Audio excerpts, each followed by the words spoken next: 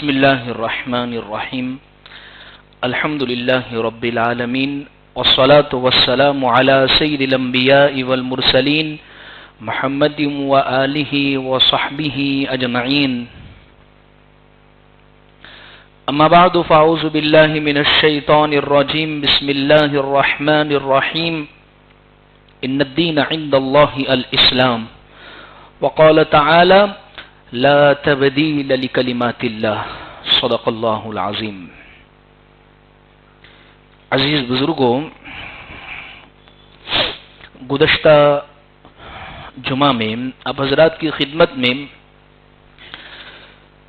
چند باتیں اس عنوان سے میں نے ذکر کی تھی کہ یونیفارم سول کوڈ ہے کیا، مسلم پرسنل لا ہے کیا، اور دو باتیں ذکر کی تھی کہ دراصل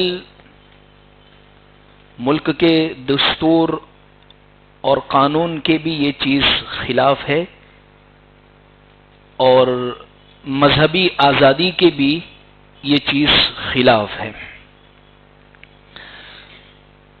جب سے یہ مسئلہ اس ملک میں چھڑا ہے، بہت سارے مسلم اسکالرس، علماء، ذمہ داران قوم، ہر ایک کی اس سطح پر الگ الگ رائے ہے۔ بعض اکابرین کی یہ رائے ہے کہ اس کی پرزور مخالفت کی جاوے، بعض کی یہ رائے ہے کہ ہمیں اس مسئلے پر خاموشی رہنا ہے، اس لیے کہ یہ مسئلہ صرف مسلمانوں کا تھوڑی ہے، یہ مسئلہ تو پورے ملک کے ساتھ پھر ہونے والا ہے، تو ملک میں صرف مسلمان تھوڑی رہتا ہے، ملک میں کرسچن بھی رہتے ہیں، سکھ بھی رہتے ہیں، آدیواسی بھی رہتے ہیں، شیڈول کاسٹ بھی رہتے ہیں، اس کے علاوہ بہت سارے وہ مذہبی لوگ بھی ملک کے اندر رہتے ہیں۔ لہذا مختلف الگ الگ آرا ہے اور رائے ہے، اور یہ تو ہم گزشتہ کئی سالوں سے دیکھ رہے ہیں، بلکہ انگریزی حکومت کے دور سے یہ چیز چلی آ رہی ہے کہ ڈیوائیڈ اینڈ رول، کہ مختلف مذہبوں میں، مختلف طبقوں میں اور مختلف گروہوں میں اور الگ الگ چیزوں کے نام پر لوگوں کو تقسیم کیا جاوے، جس کی وجہ سے کسی کی گدی صحیح سلامت رہ جاوے۔ خیر، مجھے اس مسئلے پر ذکر نہیں کرنی، میں صرف آپ حضرات کو چند چیزیں سمجھانا چاہتا ہوں، یہ کیوں نقصان دہ ہیں ایک عمومی سطح پر، اور اس کے کیا نتائج ہے اور اس کے اندر کیا کیا چیزیں ہیں، تاکہ آپ کے ذہن میں رہے۔ ورنہ مسلمان آج اتنا سیدھا سادھا اور بھولا بھالا ہو گیا ہے کہ جدھر کی ہوا ادھر کو چل پڑے، معلوم ہی نہیں ہے جو مسئلہ ملک گیر ہے، جو مسئلہ چل رہا ہے، اس کے بارے میں تھوڑی نالج، معلومات تو حاصل کرے، سوائے دو چار لوگوں کے کسی کو علم ہی نہیں ہے کہ بھئی یہ ہے کیا، خبر نہیں کیا ہے، کرنا کیا ہے، جو بڑے کہیں گے، جو وہ کریں گے، یا ہمیں جو کہا جائے گا، لیکن ہم کم از کم علم تو حاصل کریں اس کے بارے میں۔ تو لہذا معلوماتی چند باتیں آپ حضرات کی خدمت میں ذکر کرنا چاہتا ہوں۔ سب سے پہلی بات یہ ہے کہ یونیفارم سول کوڈ ہے کیا، جو میں نے گزشتہ ذکر کیا، اور آسان لفظوں میں اس کو سمجھے۔ دیکھیے، یونیفارم سول کوڈ کا مطلب ہرگز یہ نہیں ہے ایک قانون، تو کیا ابھی ملک میں دو قانون تو ہے نہیں ہے، سب کے لیے پولیس ایک ہے، محکمہ ایک ہے، قانون ایک ہے، دفعات ایک ہے، جرم کی سزائیں ایک ہے، تو سب کے سب چیزیں ایک ہی ہیں ملک میں، کوئی دو نہیں ہے۔ تو یہ جو ہے سول کا مطلب ہوتا ہے، سول کوڈ کا مطلب، سول قانون کا مطلب ہوتا ہے مذہب کے اعتبار سے جو انسان کو اس ملک کے دستوری اور قانونی دستاویز نے جو آزادی دی ہے، اس پر عمل کرنے کا اس کو اختیار دیا جاوے۔ مثال کے طور پر حکومت یہ چاہتی ہے، یا یونیفارم سول کوڈ کے محافظ جو ہے وہ یہ چاہتے ہیں کہ سب اس قسم کی ٹوپی پہنیں گے، اس قسم کا کرتا پہنیں گے، اس قسم کی رسمیں کریں گے، خوشی میں بس یہی کریں گے، غم میں یہی کریں گے، اس کو کیا جاوے. لیکن کہا یہ جاوے کہ ہر ایک کو اختیار ہے. اگر آپ سفید ٹوپی پہننا چاہتے آپ کو اختیار ہے، اگر آپ یہ چیز کرنا چاہتے ہیں تو آپ کو اختیار ہے.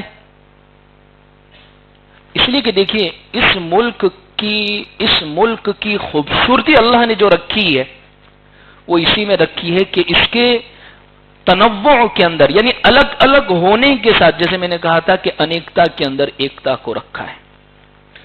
تو دراصل عزیز بزرگوں، بات دراصل یہ ہے کہ اگر مذہبی اعتبار سے جو اس ملک میں آزادی ہے، اگر مذہب کے اعتبار سے ایک کر دیا جائے گا تو 3 نقصانات ہوں گے.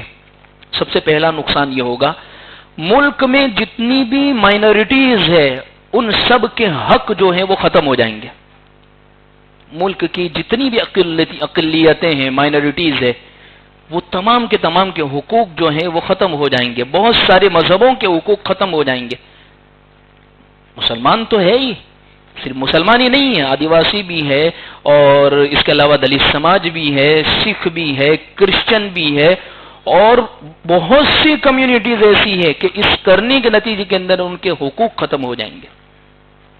دوسرا نقصان اس میں یہ ہوگا، دیکھیے یونیفارم سول کوڈ ایسے ملک کے لیے تو مناسب ہے جس ملک کے ماننے والے مذہب، جس ملک کا ایک ہی مذہب ہو، یعنی اس ملک میں تمام کے تمام ایک مذہب کے لوگ رہتے ہو، ایک تہذیب کے لوگ رہتے ہو، ایک تہوار کے لوگ رہتے ہو، وہاں تو یہ مناسب ہے.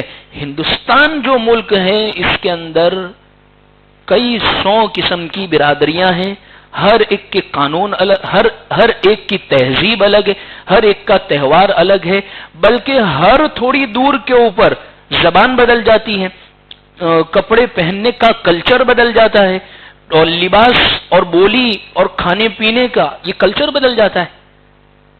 تو دوسری بات یہ ہے کہ ایسے ملک میں مناسب. اور تیسری بات دیکھیے یہ ہے، مذہب جو ہے نا، مذہب، اور خاص طور پر بر صغیر میں مذہب کے ساتھ انسان کو جو تعلق ہوتا ہے، جو وابستگی جو ہوتی ہے، وہ بہت گہری ہوتی ہے. بعض مرتبہ عاشقانہ تعلق ہوتا ہے مذہب سے، ہر مذہب کے ماننے والے کو، صرف مسلمان کی میں بات نہیں کر رہا ہوں، تمام مذہب کے ماننے والے کو اپنے مذہب سے بہت پیار ہوتا ہے. اگر یہ قانون اور اس پر عمل کیا جاتا ہے تو اس کے نتیجے کے اندر یہ ہوگا کہ لوگوں کے اندر مایوسی کے احساسات پیدا ہوں گے، اور جب مایوسی کے احساسات پیدا ہوتے ہیں تو اس کے نتیجے کے اندر بغاوت کے جذبات پھر بھڑکتے ہیں. یہ ملک کی سالمیت اور ملک کی ایکتا کے لیے خطرہ ہے. لہذا یہ 3 باتیں ہیں جس کی وجہ سے یہ مناسب نہیں ہے. دوسری بات کہ مسلمانوں کو تو اس پر اعتراض ہے ہی، لیکن ملک کے اندر جو اکثریت رہے، اکثریت جس کو برادران وطن ہم کہتے ہیں، ہندو بھائی ہم کہتے ہیں، ان کو بھی اس پر اعتراض ہے. آپ یہ بات ذہن سے نکال دیجئے کہ ایک شور مسلمان پریشان ہو جاتا ہے کہ بھئی کیا ہوگا، فلاں ہوگا. دیکھیں میں ایک بات اکثر کہتا ہوں، جب بھی کوئی مسئلہ پوچھنے کے لیے بھی آتا ہے یا کوئی بات ذکر کرتا ہے، تو جب مسئلہ میں بتاتا ہوں یا کوئی ان کو مسئلہ سمجھایا جاتا ہے تو کوئی سامنے والا یہ پھر کہتا ہے کہ وہ تو اس پر عمل نہیں کرتا ہے. تو میں ایک بات اکثر کہتا ہوں، بھئی مسئلہ اس کے لیے جس کو خود کو عمل کرنا ہے. اگر مجھے عمل ہی نہیں کرنا ہے تو چاہے کتنے بھی مسئلے بتا دوں، کوئی بتانے کا فائدہ ہی نہیں ہوگا. جیسے میں نے کل گزشتہ رات میں ہی ایک مسئلے پر گفتگو کی ہے، ہیوی ڈپوزٹ والا مسئلہ جو اکثر بہت چل رہا ہے. لوگ کر رہے ہیں جس کو کرنا ہے. جیسے کرایہ دار اور مکان مالک کا آپس میں ایسا ہوتا ہے کہ بغیر کرائے کے ہیوی ڈپوزٹ کے اوپر آپ مجھے مکان کرائے پر دے دیے، شریعت کے اعتبار سے جائز نہیں ہے، لیکن کرنے والے بہت زیادہ کر رہے ہیں. تو بھائی مسئلہ اس کے لیے جس کو عمل کرنا ہے. اس کی ایک اور مثال میں سمجھاؤں. ٹرپل طلاق کا جب قانون آیا، اگر کوئی شخص میاں بیوی دونوں کے درمیان میں طلاق ہوئی اور وہ دونوں کے دونوں مذہب پر عمل کرنے والے ہیں، وہ یوں چاہتے ہیں کہ ہمیں تو اسلام جو کہتا ہے، مسلمانوں کا جو قانون ہے، قرآن جو کہتا ہے اس پر عمل کرنا ہے، جب وہ خود ہی عمل کرنا چاہتے ہیں تو کون ہوتا ہے ان کو عمل نہ کرنے سے روکنے والا؟ ہاں، دونوں میں سے کوئی ایک یہ کہے کہ مجھے قانونی سہارا لینا ہے یا یہ کرنا ہے، تو پھر جب عمل ہی نہیں کرنا ہے تو بات دوسری ہے۔ تو جب میں خود عمل، تیسری مثال اور سمجھیے، جیسے سعودی حکومت نے یہ قانون پاس کر دیا کہ وہ عورتیں جو 40-45 سال کے اوپر ہو جاوے وہ بغیر محرم کے حج کا سفر کر سکتی ہے۔ ہم میں سے ہے کوئی کرنے والا؟ مجھے عمل کرنا ہی، آپ قانون کتنا بنا لیجئے لیکن میری شریعت اس کی اجازت نہیں دیتی تو میں کیوں کروں اس پر عمل؟ تو جب میں خود ہی اپنے مذہب پر عمل کرنا چاہتا ہوں اور اس کے مطابق میں رہنا چاہتا ہوں اور اس کی وجہ سے میں کسی کو نقصان نہیں پہنچانا چاہتا، تو لہذا میں اپنے مذہب پر عمل کرنے میں آزاد ہوں۔ تو بات دراصل یہ ہے کہ اس کی وجہ سے صرف مسلمان پریشان نہ ہو۔ مسلمان بیچارہ اتنا سادہ لو ہے، اتنا بیچارہ بھولا بالا ہے کہ وہ یہ سمجھ لیتا ہے کہ سب میرے اوپر، بہت سارے لوگ اس کی وجہ سے متاثر ہوں گے۔ اب دیکھیے برادران وطن کے اندر آپ اٹھا کر دیکھ لیجئے، خود ہندوؤں کے درمیان میں مذہب کے قانون، نکاحوں کے جو قانون ہے وہ الگ ہے۔ کسی کے یہاں نکاح ہوتا ہے تو اس رسم سے ہوتا ہے اور کسی کے یہاں نکاح ہوتا ہے تو دوسری رسم سے ہوتا ہے۔ ارے مذہب کی عبادت کے اعتبار سے دیکھ لیجئے، کسی کے جگہ پر رام کو پوجا جاتا ہے، کسی کی جگہ راون کو پوجا جاتا ہے۔ اگر ایک قانون سب کے لیے نافذ کر دیا گیا تو اس کے نتیجے کے اندر بہت سارے لوگوں کے حقوق متاثر ہوں گے۔ تو صرف مسلمان اس کی وجہ سے پریشان نہ ہو۔ آپ ایک اور بات ذہن میں رکھیں، جیسے کزین سسٹر سے نکاح شریعت میں جائز ہے۔ چوتھا پارہ بالکل آخری اس کی آیت، حرمت علیکم امہاتکم، وہاں تمام محرمات بیان کر دی اللہ نے۔ ان سے نکاح نہیں ہو سکتا، ان کے علاوہ سے نکاح ہو سکتا ہے۔ ماما کی لڑکی سے نکاح ہو سکتا ہے، خالہ کی لڑکی سے نکاح ہو سکتا ہے، چچا کی لڑکی سے نکاح ہو سکتا ہے، پھوپھی کی لڑکی سے نکاح ہو سکتا ہے۔ ہماری شریعت میں تو جائز ہے۔ ہندوؤں میں ایک طبقہ کہتا ہے یہ نکاح جائز ہے اور ایک طبقہ کہتا ہے یہ نکاح جائز نہیں ہے۔ یکساں civil code, common civil code کے اندر یہ بہت بڑا خطرہ ہے کہ کچھ لوگوں کے حقوق اس کی وجہ سے متاثر ہوں گے، تو صرف مسلمان پریشان نہ ہو۔ دو باتیں میں نے ذکر کی ہیں کہ نقصان دہ کیوں ہے، 3 وجہ، اور دوسری بات میں نے یہ ذکر کی ہے کہ صرف مسلمان پریشان نہ ہو۔ تیسری بات مجھے یہ پیش کرنی ہے، بہت سارے جو لوگ اس کے حمایتی ہیں وہ 2 بات کہتے ہیں کیوں یہ کیا جاوے، اس کی 2 وجہ ہے۔ نمبر 1، قومی یکجہتی، نیشنل یونٹی اس کی وجہ سے ہوگی، نمبر 1۔ نمبر 2، جب یورپ ایک قانون پر چل سکتا ہے تو ہندوستان کیوں نہیں چل سکتا؟ یہ 2 باتیں کہی جاتی ہے اور سننے میں لگتا بھی ہے کہ ہاں یہ غلط کہاں ہے۔ تو دونوں باتیں آپ سنیے، یہ دونوں باتیں غلط ہیں۔ دیکھیے قومی یکجہتی، جو یہ بات کہی جاتی ہے کہ قومی یکجہتی ہونی چاہیے، تو قومی یکجہتی ایک قانون لانے سے ہرگز نہیں ہوگی۔ قومی یکجہتی جو پیدا ہوگی ایک دوسرے کے ساتھ محبت، ایک دوسرے کے ساتھ تحمل، ایک دوسرے کو سمجھنا، ایک دوسرے کے مذہب پر عمل کرنے کی آزادی لینا، اس سے پیدا ہوگی۔ ورنہ ایران، عراق، شام، افغانستان، یہ تمام ملکوں کے اندر ایک ہی مذہب ہے، ایک ہی لو ہے، اس کے باوجود آپس میں کتنی لڑائی ہے۔ دنیا کے اندر سب سے بڑی 2 جنگیں ہیں جس کو ورلڈ وار کہا جاتا ہے، یہ 2 بہت بڑی جنگیں ہوئی۔ جن 2 لوگوں سے اس کی ابتدا ہوئی ہے ان کا مذہب کیا تھا؟ ان کا مذہب کیا تھا؟ ایک ہی مذہب والے تھے، ایک ہی تہذیب والے تھے، ایک ہی نیشن والے تھے، ایک ہی یونٹی والے تھے، اس کے باوجود اتنی بڑی جنگ ان کے نتیجے میں آئی۔ ہندوستان میں دیکھ لیجئے، راجاؤں کے درمیان میں جو لڑائیاں ہوئی ہیں وہ راجاؤں کا مذہب کیا تھا؟ ایک ہی تھا، آپس میں ایک ہی مذہب سے تعلق رکھنے والے تھے، لیکن اس کے باوجود اتنی بڑی بڑی لڑائیاں ان میں آپس میں ہوئی۔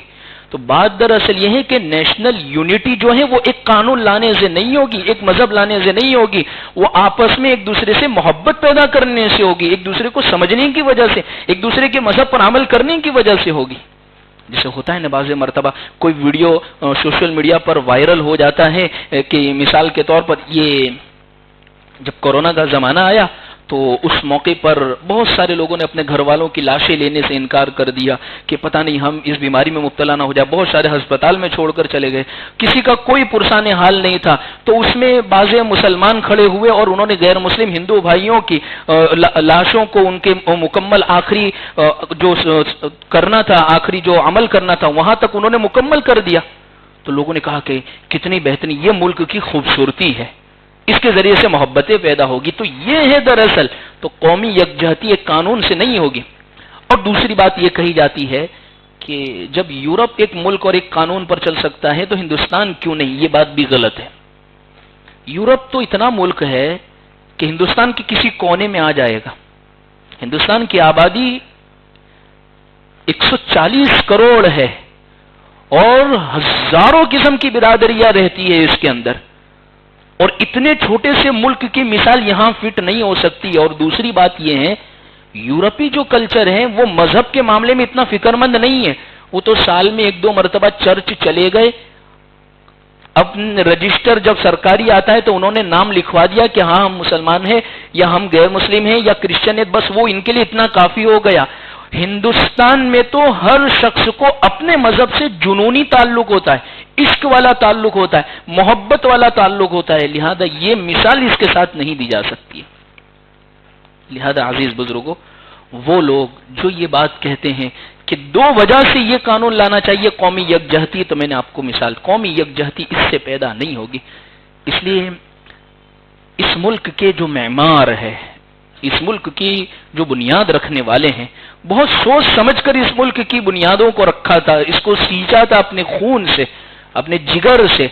انہوں نے یہ نہیں کہا کہ گلاب کا ایک پھول یہ ملک کی خوبصورتی کو بڑھائے گا, کہا ہم سب قسم کے پھولوں کو لیں گے اور اس سے گلدستہ بنائیں گے. اور ظاہر سی بات ہے صرف گلاب کا پھول وہ اتنا خوبصورت نہیں لگتا ہے جتنا گلدستہ ہوتا ہے وہ بہت خوبصورت لگتا ہے.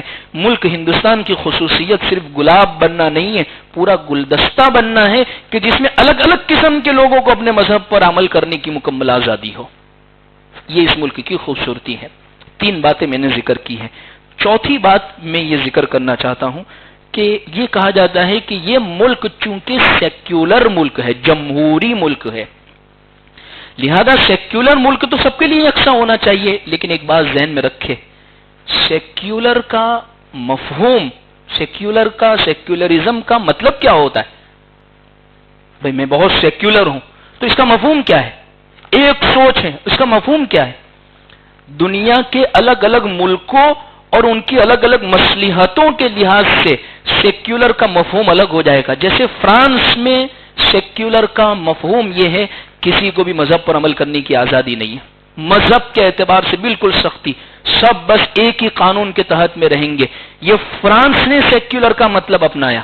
اور وہیں پر دنیا کے اندر دوسرے جو ملک ہیں انہوں نے سیکولر کا مطلب کیا اپنایا؟ انہوں نے سیکولر کا مطلب یہ اپنایا کہ حکومت کا کوئی مذہب نہیں ہوگا, اور اسی طریقے سے حکومت کو چلانے والے ان کا کوئی مذہب نہیں ہوگا, وہ سب کو ایک نظر سے دیکھیں گے. ہاں اس ملک میں رہنے والے ان کو سب کو اپنے اپنے مذہب پر عمل کرنے کی نجی آزادی ہوگی, ان کو اختیار ہوگا. تو بہت سارے مغربی یورپی ملکوں نے اس مفہوم کو اپنایا, خود ہندوستان بھی اس مفہوم میں آتا ہے. حکومت کا اور اسی طریقے سے عہدیداروں کا کوئی مذہب نہیں ہوگا, وہ سب کو ایک نظر سے دیکھیں گے. لیکن یہاں کے جو بسنے والے ہیں وہ ہر ایک اپنے اپنے مذہب پر عمل کرنے کی ان کو آزادی ہوگی. تو اس ملک کے سیکولر کا مفہوم یہ, ہم جب کہتے ہیں بہت سارے لوگ کہ سیکولر ملک ہے تو سیکولر کا مفہوم ہی بہت سو کو سمجھ میں نہیں آتا ہے. چوتھی بات میں نے, چوتھا پوائنٹ آپ کے سامنے یہ ذکر کر دیا کہ دراصل سیکولر کا مفہوم اور مطلب یہ ہوتا ہے کہ حکومت کا کوئی مذہب نہ ہو. اور آخری 1-2 بات ذکر کروں. دراصل میں نے گزشتہ جمعہ کو بھی ذکر کیا تھا کہ وجہ یہ ہوتی ہے کہ ایک طبقے کو خوش کرنا اور اس کی نزدیکی حاصل کرنا ہے تاکہ اس کے ذریعے سے آسانیاں پیدا ہو جاوے اور کرسیاں محفوظ رہ جاوے, بس یہی مقاصد ہوا کرتے ہیں. دراصل بعض نام نہاد جو مسلمان ہیں وہ بھی اس میں بعض مرتبہ شریک ہو جاتے ہیں. ہم نہیں دیکھتے ٹی وی ڈیبیٹ پر بعض مولانا قسم کے جو لوگ ہوتے ہیں، سو کالڈ داڑھی والے کوئی ہوتے ہیں، ٹوپی کرتا پاجامے میں ہوتے ہیں، اور بہت جوش خروش کے ساتھ کہتے ہیں کہ نہیں یہ تو ہونا ہی چاہیے، ہمیں یہ خطرہ ہے. کبھی ٹرپل طلاق کا قانون آتا ہے تو کسی مسلم مظلوم خواتین کو لے کر آ جایا جاتا ہے، اور بعد میں پتہ چلتا ہے کہ یہ مسلمان ہے ہی نہیں ہے. تو بعض نام نہاد جو مسلمان ہوتے ہیں کہ جن کا اسلام سے کوئی اتنا خاص سروکار ہوتا نہیں ہے، لیکن بیچارے بے روزگار ہوتے ہیں تو ان کی روزی کا مسئلہ کچھ دنوں کے لیے حل ہو جاتا ہے، لہذا وہ اس قسم کی چیزوں کی حمایت کر دیتے ہیں. اور مہنگائی بہت زیادہ ہے، اور مہنگائی کے دنوں کے اندر سب سے سستی کوئی چیز اگر اس وقت ہے تو وہ انسان کا ضمیر ہے. بہت کم داموں میں بک جاتا ہے ضمیر، جو انسان کو جگانے کا کام کرتا ہے. حدیث پاک میں حضور نے فرمایا کہ سب سے بڑا مفتی اگر کوئی چیز ہے تو وہ انسان کا ضمیر ہے، انسان کا دل ہے.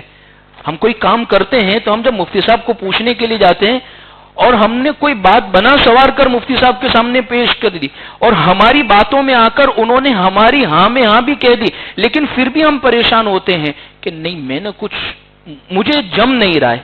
وجہ کیا ہے؟ وجہ اس کی سب سے بڑی یہ ہوتی ہے کہ ہمارا زمین اندر سے یہ آواز دے رہا ہوتا ہے کہ میں نے کھوٹا کرا ہے، میں نے کھوٹا پوچھا، میں نے غلط پوچھا ہے، اس کے نتیجے کے اندر ایسا ہی جواب ملا ہے مجھے. تو سب سے بڑا جو انسان کا مفتی جو ہوتا ہے، فیصلہ کرنے والا ہوتا ہے، وہ انسان. اور حدیث میں حضور نے فرمایا، حضور سے پوچھا گیا کہ حضور گناہ کیا ہے، گناہ کیا ہے؟ تو حضور نے فرمایا ما حاک فی صدرک، جو تیرے دل میں کھٹکے، دل بے چین ہو جاوے، دل پریشان ہو جاوے، دل میں اتر نہیں رہا ہے، سمجھ لو کہ یہ گناہ ہے، یہ غلطی ہے، یہ کھوٹا ہے.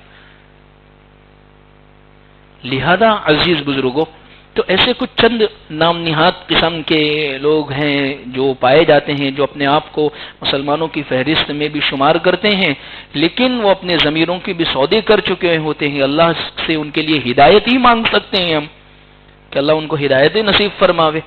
تو دراصل یہ ایک مسئلہ جو میں نے آپ کے سامنے ذکر کیا، پریشان ہونے کی کوئی ضرورت نہیں ہے کہ ملک کا مستقبل اور ملک کا کیا معاملہ ہوگا. دراصل یہ پورے ملک کا مسئلہ ہے، صرف مسلمانوں کا ہرگز ہرگز مسئلہ یہ نہیں ہے. جیسے بڑے بڑے اکابرین کی یہ آرا ہے، بڑے بڑے علماء نے ان باتوں کو یہ بات کہی ہے کہ یہ پورے ملک کا مسئلہ ہے. لہذا عزیز بزرگوں، انشاءاللہ قیامت کی شام تک اللہ جب تک زندہ رکھیں گے، ہم اپنے مذہب پر اس ملک میں آزادی کے ساتھ عمل کرتے رہیں گے انشاءاللہ، کسی کو بھی نقصان پہنچائے بغیر. اور اسی میں اس ملک کی خوبصورتی ہے.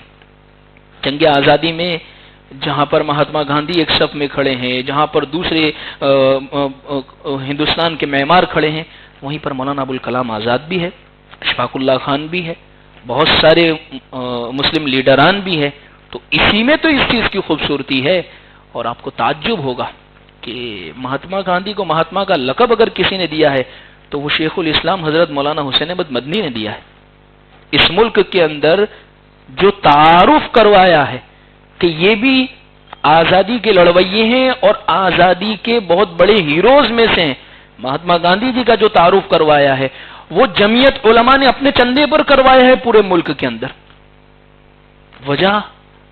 وجہ یہی ہے تاکہ اس ملک کے اتحاد، اس ملک کے اتفاق، اس ملک کو جو سینچا ہے بزرگوں نے، اس کے اتحاد کو باقی رکھا جاوے. اور دراصل دیکھیے بات دراصل یہی ہے عزیز بزرگوں کہ ہر ایک بندے کو اپنے ملک سے، اپنے وطن سے، اپنی بستی سے پیار ہوتا ہے. وہ کبھی نہیں چاہتا کہ اس ملک میں کسی قسم کا نقصان دہ ہو، کوئی خطرہ ہو، کوئی پریشانی کی بات ہو. پیارے آقا صلی اللہ علیہ وسلم مکہ المکرمہ سے رخصت ہو رہے تو بار بار اس بستی کو دیکھ رہے ہیں، خانہ کعبہ کو دیکھ رہے، کیونکہ محبت وابستہ ہے اس کے ساتھ. جب مکہ فتح ہو گیا تو صحابہ میں ایک بے چینی ہو گئی کہ اب تو مکہ فتح ہو گیا ہے اور حضور کا وطن، حضور کا ملک، حضور کے رہنے کی جگہ وہ تو مکہ ہے. اب اللہ کے نبی صلی اللہ علیہ وسلم مدینہ المنورہ سے واپس مکہ چلے جائیں گے. جب صحابہ بے چین ہوئے تو حضور نے ان کو اطمینان دیا کہ جینا تو تمہارے ساتھ ہے تو مرنا بھی تمہارے ہی ساتھ ہے، یعنی میں رہوں گا مدینہ ہی میں رہوں گا اور وفات آئے گی تو مدینہ کا اندر ہی آئے گی. لیکن بتلانا اس واقعے سے مقصد یہ ہے کہ صحابہ کے دلوں میں یہ جو بات پیدا ہے وہ اسی وجہ سے کہ حضور کا جو اصل ملک ہے، جو وطن ہے، جس جگہ سے تعلق ہے، وہ تو مکۃ المکرمہ سے، تو ہر ایک شخص کو اپنے ملک سے پیار ہوتا ہے، بڑی محبتیں ہوا کرتی ہے۔ لہذا عزیز بزرگوں، اللہ سے ہم دعا بھی کریں کہ اللہ تبارک و تعالی ہم تمام کو دین پر استقامت نصیب فرماوے، دین پر عمل کرنے کی توفیق عطا فرمائے۔ اور بات دراصل یہ ہے کہ ہم خود بھی اپنے مذہب کے لیے، یعنی ہم خود بھی دین پر عمل کریں، نمازوں کی پابندی ہو، ذکر و تلاوت ہو، اور اسی طریقے سے قرآنی حکم جتنے بھی ہیں ان سب پر ہم عمل کرنے والے ہو۔ جب یہ چیزیں زندگی میں ہوگی ہمارے لیے تو ہمارے لیے مذہب پر عمل کرنا بہت آسان ہے۔ لیکن برعکس ہوتا ہے اس کے معاملہ، نہ مسلمان نمازوں کا پابند ہے، نہ صوم و صلات کا پابند ہے، نہ ذکر و تلاوت اس کی زندگی میں، نہ مذہبی شناخت ہے۔ شادی بیاہ کے موقع دیکھے تو مذہب کو بالکل بالائے طاق رکھ دیا جاتا ہے، جب سمجھایا جاوے، بتلایا جاوے کہ مذہب اس قسم کی شادی کی اجازت نہیں دیتا، لیکن وہی کریں گے، وہاں مذہب نظر نہیں آتا ہے مسلمان کو۔ لہذا خود اپنی بھی کوتاہی ہے، اپنی بھی غلطی ہے، اور ہماری بھی کمی ہے، اس میں ہم سب کو بھی بہت زیادہ غور و فکر کرنے کی ضرورت ہے۔ اللہ سے ہم دعا کرتے ہیں اللہ ہمیں ان باتوں پر صحیح معنی میں عمل کی توفیق عطا فرمائیں۔ وآخر دعوانا ان الحمد للہ رب العالمین۔